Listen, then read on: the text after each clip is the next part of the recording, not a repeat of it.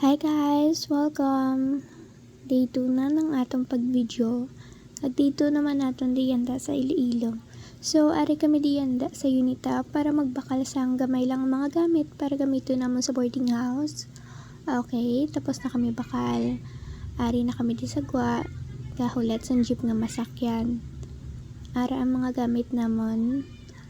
Then, during a part, na-realize na namon nga do wa man agi ang jeep nga nasakyan namon, and that's when the part we realized na sala kili nga street amon ginahultan.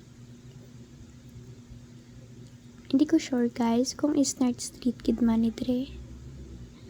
So ari na gani kali guys, nakasakay na kami sa jeep pakadtog boarding house papuli.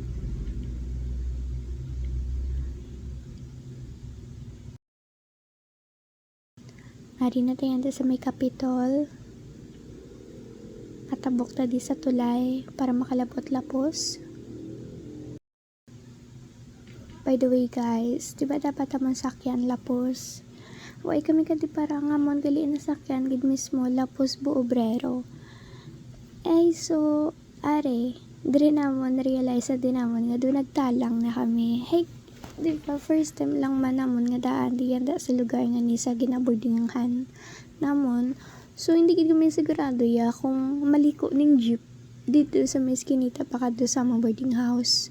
Pero sa lagilikid mo na yung nasakyan, mailang gana may isa da ka traffic yata nga kasabay namon. Kaginhambalan kami nga sala ko nung amog yung sakyan, dapat lapos lang, wala sa buobrero. So muna.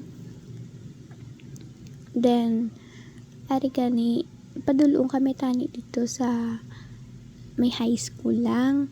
Tapos ang balimano, gindulong yung manggindili kami, yaway kami kabalo dito masobrero, buobrero high school.